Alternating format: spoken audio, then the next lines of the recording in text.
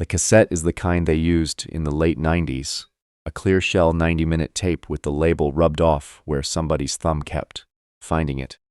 There's a date in pencil on the spine, but the pencil's worn down to a gray smudge now, and I don't trust the date anyway, because I'm the one who wrote it, and I remember writing it twice.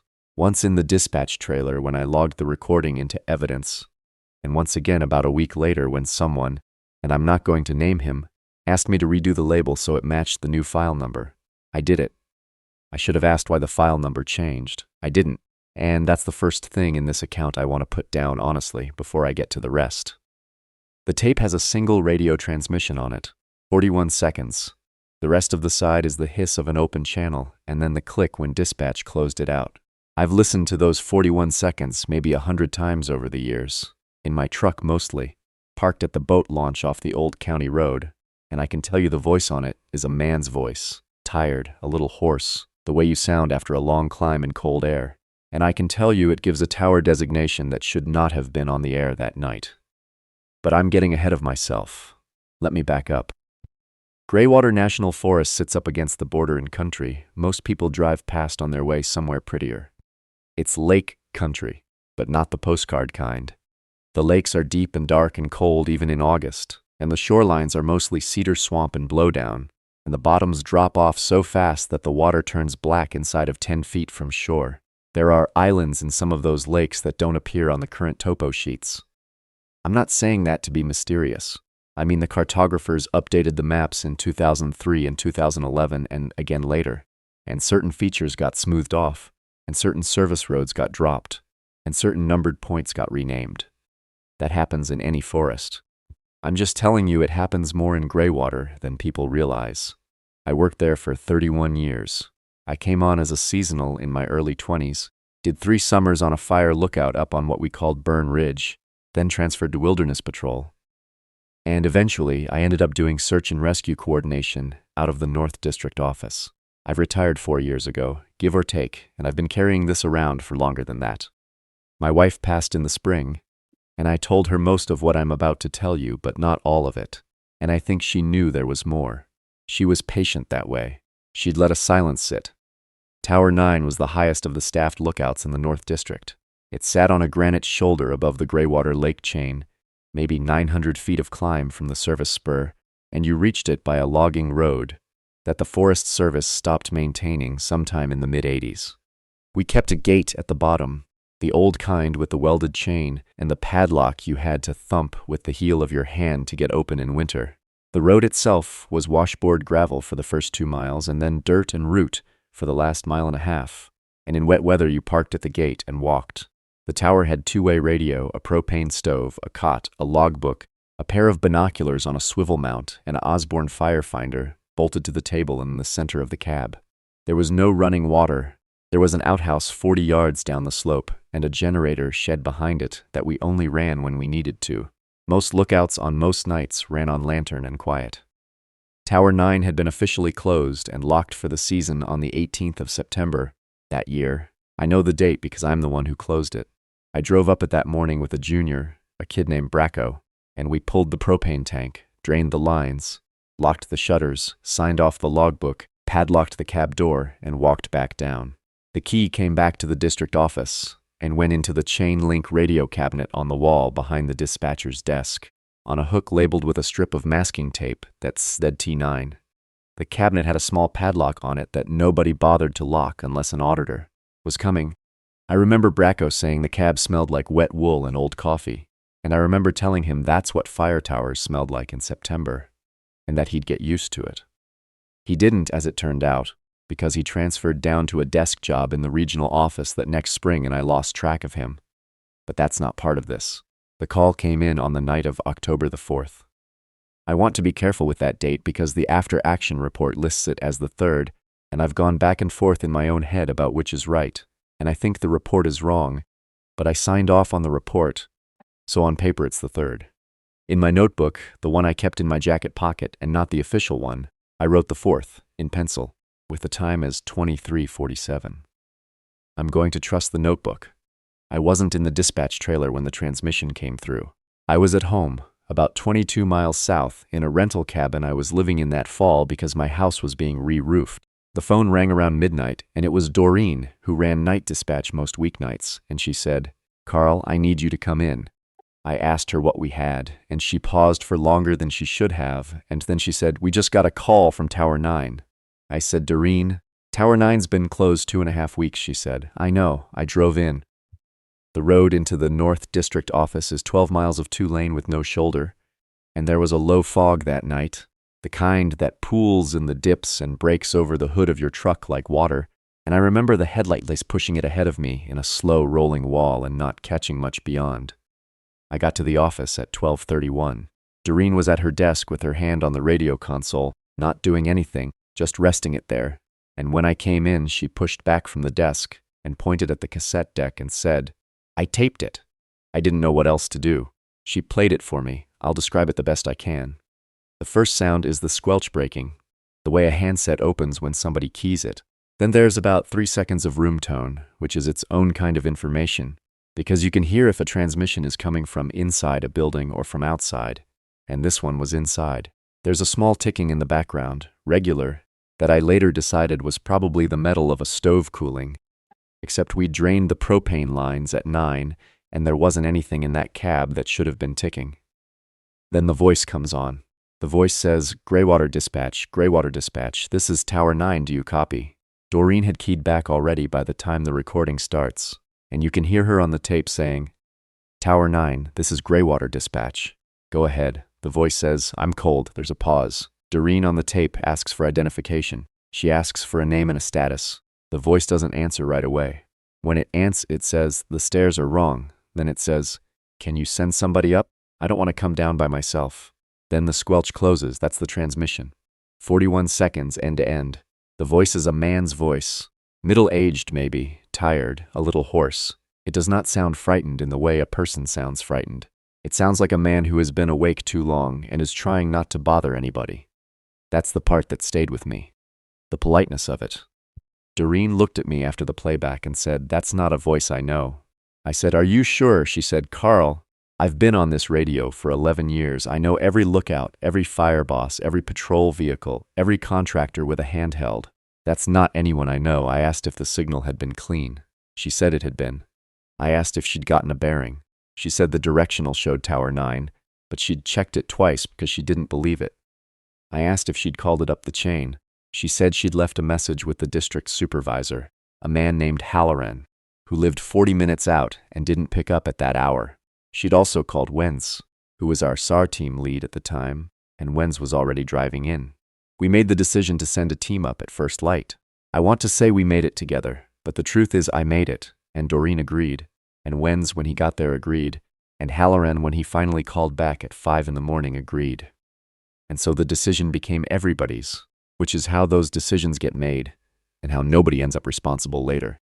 I want to put that down too. The team that went up at 6:15 was 4 people. Wenz, who I've mentioned, a junior ranger named Pell who'd done 2 summers and was solid, a dog handler from the county sheriff's department named Margaret Iversen with her German shepherd, a 6-year-old male called Boone, and me. I was 63 years old that fall, 2 years from my pull date, and I had no business on a climb like that, but Tower 9 was my tower. I'd staffed it as a young man. I'd closed it 3 weeks before. I knew the road. I went. We took 2 trucks up to the gate, parked, and walked from there. The morning was cold, low 30s, with that hard clear sky you get after a frost. The fog was still in the bottoms, but the ridge was clear. The road was just as I remembered it for the first mile. Washboard gravel, then dirt, then the narrowing where the alders had grown in over the summer. And you had to push through. We made the first switchback at about 6:45 and stopped to drink water and let the dog work the ground. The first thing that was wrong, and I want to be careful here because I've thought about this many times. The first thing that was wrong was the flagging tape. I had flagged the road myself when we closed up in September. Orange tape, the bright kind, tied at chest height every 50 yards or so on the right-hand side, because we'd had some confusion in previous years about the spur that branches off toward the old quarry, and I wanted there to be no question about which way the road went. I tied that tape myself. I remember doing it. Bracco was with me, walking ahead, and I was tying off. The flagging tape on the road that morning was on the left-hand side. I said something about it to Wenz, who looked and shrugged and said maybe the wind moved them. I said, the wind doesn't move them from one side of the road to the other, he said. Maybe Bracco reflagged them, I said. Bracco didn't go back up there, he said. Well, somebody did. We kept walking. The road steepened. We came to the place where the spur branches off toward the quarry, and the flagging at that junction was missing entirely, which I noted and did not say out loud. I made a pencil mark in my notebook. I want to be honest about what I was thinking at that point, which was that someone had been on this road, and that someone had either been very careful or very confused, and I didn't know which was worse. About 2 miles in, Margaret stopped. Boone had been working steady, nose down, casting back and forth across the road the way a good shepherd does. He stopped at a point I can show you on a map because I marked it later. It's a stretch where the road runs along a small bench above a creek, with mature hemlock on the uphill side, and a long sloping clearing on the downhill side, full of waist-high blueberry and bracken. Boone stopped at the edge of that bench, lowered his head, and would not go forward. Margaret called him. He didn't move. She walked up to him, put her hand on his collar, and tried to lead him. He set his weight and would not move. She knelt down and looked at him, and then she looked at the woods on the downhill side, and she said quietly, I don't know what he's reading.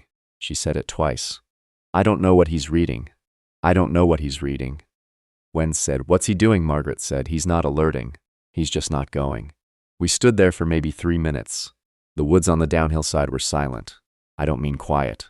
I mean silent in the specific way woods get when there's no bird song, no insect, no squirrel chatter, no leaf rustle. It was an October morning in a healthy forest, and there should have been chickadees at minimum, and there were none. I noted that too, in pencil, in the notebook. I wrote no birds, with a question mark after it, and I underlined it. Margaret eventually picked Boone up, which is no small thing with a 70-pound shepherd, and carried him about 10 yards forward past the bench. When she set him down, he was fine. He worked the ground again, tail loose, nose down. He didn't look back at where he'd refused. He never did, the whole rest of the walk up, but he did not pass through that stretch on his own feet, and I watched him on the way back down, and he made a small detour off the road at that same spot, into the uphill hemlocks, and rejoined the road on the other side. Margaret saw me watching and said, Yeah, that's what I thought too. We reached the base of the tower at about 8:40. The last quarter mile is on foot only, a steep switchback trail through scrub, and we came up out of the trees onto the granite shoulder. And the tower was standing there the way it had always stood. Gray-painted steel on 4 legs with the cab at the top, 86 steps if I remember right, and the shutters were closed, and the cab door at the top was closed. And from the ground, everything looked exactly the way we'd left it on the 18th of September. The padlock on the gate at the base of the stairs was open. I want to be specific. It was not cut. It was not broken. It was hanging on the chain, unlatched, the way you'd leave it if you'd unlocked it with a key and forgotten to close it again. I went to it and I picked it up and I closed it experimentally and it locked. There was no sign of tampering. The shackle was clean. Pell, the junior, said what I was thinking. He said, That's our padlock. Wenz looked at me. He said, Carl, who has the key? I said, I do. There's one key. It's on the hook in the radio cabinet back at the office, he said. Are you sure? I said. I'm sure. He said, Well, we climbed the stairs. The tower stairs are an experience even when nothing is wrong. They're open metal grate, and the wind comes through them, and they ring under your boots in a way that announces you for half a mile. We went up single file. Wenz first, then me, then Pell, with Margaret and Boone staying at the base, because Boone was not going up that staircase, and Margaret was not leaving him. The climb takes about 3 minutes if you're moving steady. I was breathing hard by the landing. At the top, the cab door was closed. The hasp was through the eye, but again the padlock was hanging open on it exactly the same way as the one at the bottom. Wenz looked at me, and I nodded, and he lifted the hasp and pushed the door open. The inside of the cab was the way we'd left it, in the sense that everything was where it should have been. The Osborne fire finder, the table, the cot folded against the wall, the propane stove disconnected, the logbook on the table closed, the binoculars on the swivel mount, the handheld radio in its charger, which would have been dead because we'd cut the power. But somebody had been in there. There was a damp mark on the floor in the center of the cab, in the rough shape of a man's boots, the way you leave a print when you stand in one spot for a while in wet boots on a dry wood floor. The mark was still slightly damp when I knelt and put my hand to it. There was a smell in the cab that wasn't right either, a cold smell, like lake bottom, like silt and old water. The cot blanket was folded the way I had folded it, but the fold was off by maybe an inch. The way it would be if somebody had unfolded it, used it, and refolded it with care but not perfect memory. And the logbook was closed, but the pencil that we kept on the string next to it was not on the string. It was on the table, laid neatly across the closed cover of the book, parallel to the spine. I opened the logbook. The last entry was mine, dated September 18th, signed, closing the tower for the season. Below it, there was no new entry. The page was blank. I want to be clear about that. There was no new writing in the book. Whoever had been there, and someone had been there, had not written in the log. "When," said Carl, "look at the radio." The handheld in the charger had a green light on it. The charger was plugged into a wall outlet that should not have had current, because we'd thrown the breaker on the 18th, and I'd thrown it myself. And the breaker was in a panel on the outside wall of the cab that you had to climb out a window to reach. I went and looked at the panel.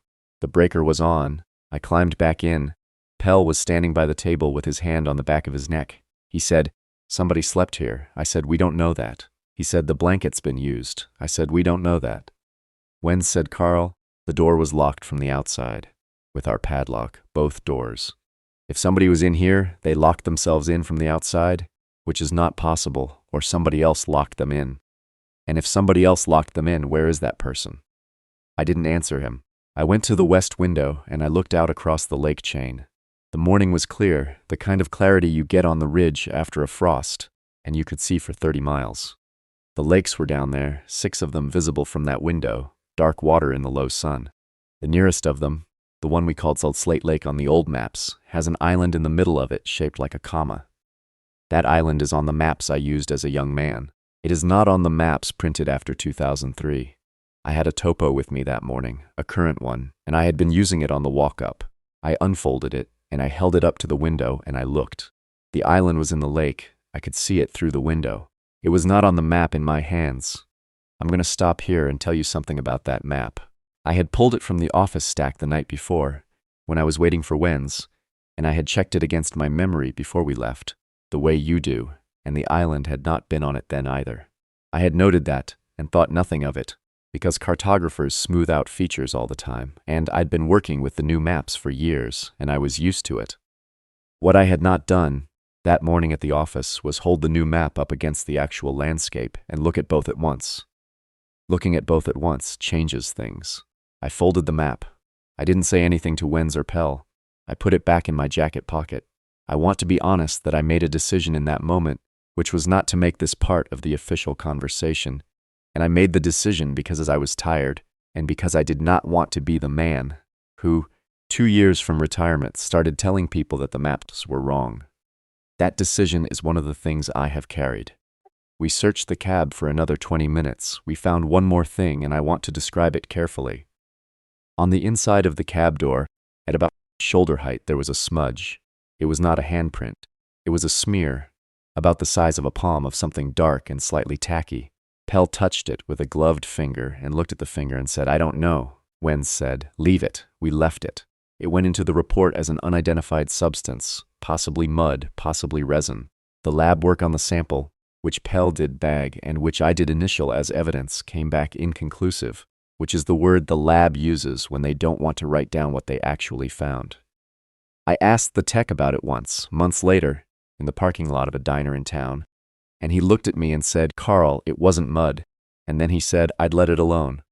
And he got in his car and drove off. I let it alone. We came down off the tower at about 10:15. Margaret and Boone were where we'd left them. Boone was lying down with his head on his paws and his eyes on the woods to the east, not the tower. Margaret stood up when she saw us and said, "Anything." Wen said, "Somebody's been up there." She nodded like she'd expected that and said, "Okay." She didn't ask who. None of us asked who. The whole walk back down. That's a thing I've noticed about that day. We were 4 trained people with decades of experience between us, and we did not ask each other the obvious question, which was who had been in that tower. We talked about the padlocks and the breaker and the blanket, and we did not say the word who. I don't know why. Or I do know why, and I don't want to write it. The walk down was where it got harder to keep straight. We left the tower at 10:15. We reached the trucks at the gate at 1:50 in the afternoon. That is 3 hours and 35 minutes on a walk that had taken us 2 hours. And 25 minutes coming up, on the same road, downhill, with no incidents and no stops longer than a few minutes to drink water. I want you to sit with that. Down should be faster than up.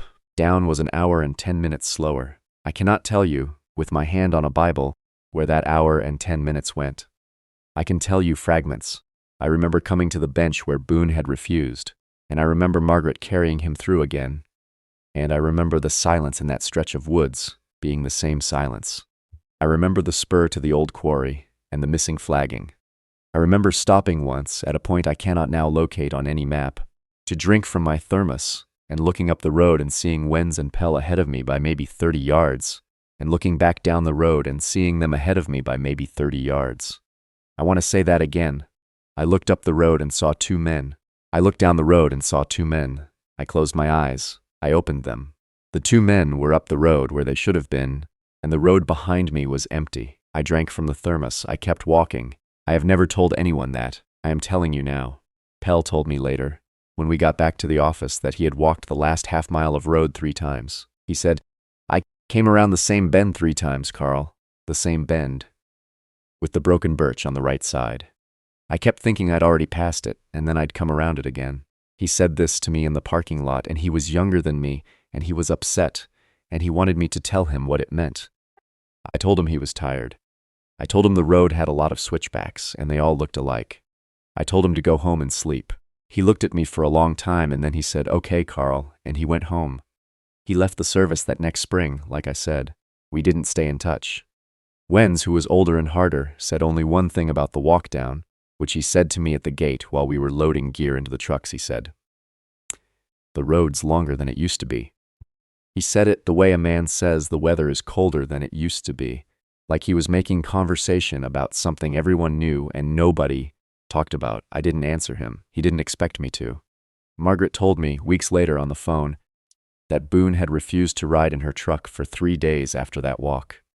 He sat in the bed of the truck and would not come into the cab. She had to feed him on the porch. On the 4th day, he came inside on his own and was a dog again. She said she didn't have an explanation for it and wasn't looking for one, but she thought I should know. I thanked her. I asked her if she'd ever taken him back to that ridge. She said no, and that she wasn't going to. She retired the next year. Boone lived to be 12, which is old for a shepherd, and he died in her yard one summer afternoon, and she buried him under an apple tree. And I drove out for that, and we drank a beer, and we did not talk about Tower 9. She passed 2 years after Boone, cancer. She was a good handler and a better person, and I miss her. That's the team. That's what we saw. Now I want to tell you about the call that came in while we were on the mountain, because I didn't know about it until we got back, and it's the part that makes the rest of this make a certain kind of sense. At 9:52 that morning, while we were inside at the cab of Tower 9, Doreen at dispatch received a second transmission on the same channel. She taped it. The tape was 41 seconds long, identical in length to the first. The voice was the same voice. It said, "Greywater Dispatch, Greywater Dispatch. This is Tower 9, do you copy?" There was a pause where Doreen on the recording identifies herself and asks for status. The voice says, "I'm cold." Then it says, "The stairs are wrong." Then it says, "Can you send somebody up? I don't want to come down by myself." It is the same transmission. Word for word. The exact same timing. The exact same hoarseness in the same places. Doreen played them back side by side that afternoon, the original and the new one, and they were not similar. They were identical. The same recording, transmitted twice, 8 hours and 5 minutes apart. The second time from a tower we were standing inside of, with no working radio. Doreen played them for me with the door of the dispatch trailer closed and the blinds drawn, which I had never seen her do, and when the second one finished, she ejected the tape and held it in her hand and said, "Carl, I'm not putting this one in the log." I said, "Doreen." She said, "I'm not. I'll put it in if you tell me to, but I'm asking you not to tell me to." I thought about it for what felt like a long time and was probably 10 seconds. I said, "Don't put it in the log." She nodded. She put the second tape in her desk drawer. I don't know what happened to it. She passed 3 years ago, and her daughter cleaned out the house. And I asked, gently, if there had been any cassettes in the desk, and the daughter said no, just paperwork and old pens. I believe her. Doreen was careful. She probably destroyed it. I would have in her place, I think. The first tape, the one from the night before, went into the official file. It's the one I described at the start of this. It's the one I've listened to 100 times in my truck. The 41 seconds, the polite, tired voice. I'm cold, the stairs are wrong. The official report on the incident, which I wrote and Halloran signed, described the response as follows. A radio transmission was received from Tower 9 on the night of October the 3rd, originating from an unidentified source, likely a hiker or hunter who had gained unauthorized access to the structure. A search team responded the following morning and found evidence of recent occupancy, including unsecured padlocks and an activated electrical breaker. No persons were located. The tower was resecured. The incident was attributed to trespass, and the case was closed pending further information. That report is in the file. You can request it. It is 1 page long. It does not mention the second transmission. It does not mention the duration of the walk down. It does not mention Boone refusing to cross the bench. It does not mention the missing island on the map. It does not mention the smear on the door. It's except as an inconclusive lab result in an attached evidence sheet. It mentions the damp boot mark in one sentence and attributes it to the trespasser. It does not mention that I'm the one with the only key to that padlock. Halloran read the report, signed it, and handed it back to me, and as he handed it back, he said, "Carl, this is fine. We don't need to make this bigger than it is," he said it kindly. He was not a bad man.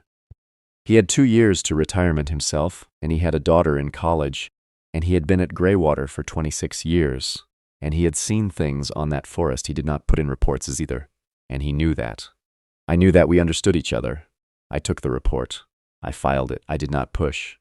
About 6 weeks later, the regional office sent out a packet of updated maps for the district. The new maps had Tower 9 on them as a numbered point, but the number had changed. It was no longer T9. It was listed as Maintenance Structure 47B.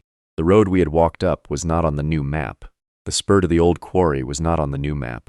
The bench where Boone had refused to cross was, on the new map, a continuous slope with no bench at all. I held the new map up next to the old one on my desk, and I looked at them for a long time, and then I put the old one in a drawer and I used the new one for the rest of my career. Because that was my job.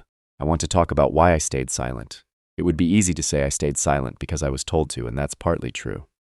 Halloran told me, gently, more than once over those last 2 years, that the Tower 9 matter was settled and didn't need to be reopened.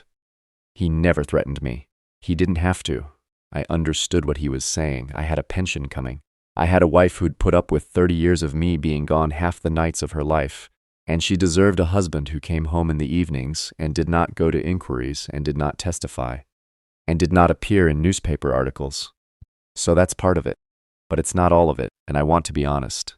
I stayed silent because I was not sure what I had seen. That is the truth. I had a tape with a voice on it that did not belong to any of my people. I had a tower that had been entered without keys I knew of. I had a walk down that took an extra hour I could not account for.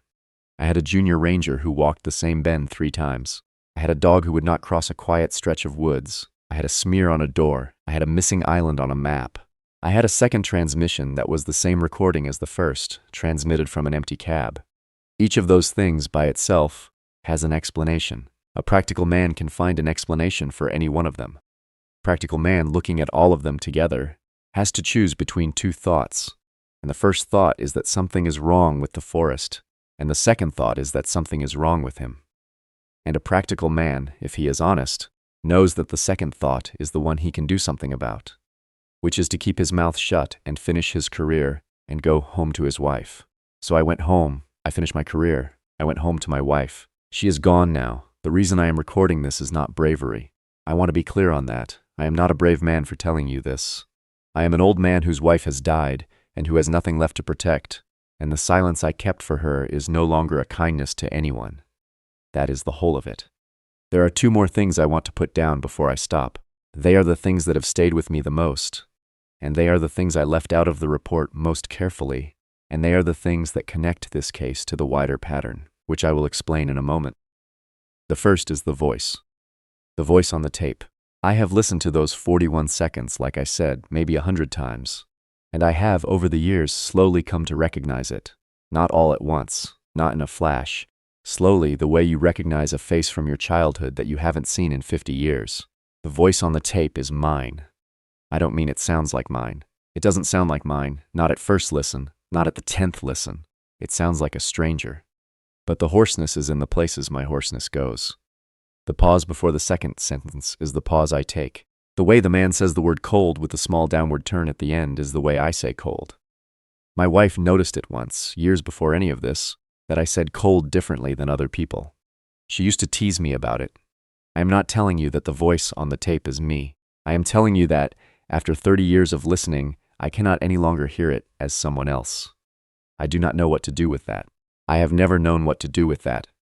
I am 67 years old, and I have never spent a night on Tower 9 after the 18th of September that year, and I have never radioed dispatch from that cab, and I have never said those words into a handset, and the voice on the tape is mine, or it is something that learned to be mine, or my memory of my own voice is wrong and has been wrong for a long time, and the voice is a stranger's, after all, and I am simply an old man who has listened to a recording too many times in a parked truck.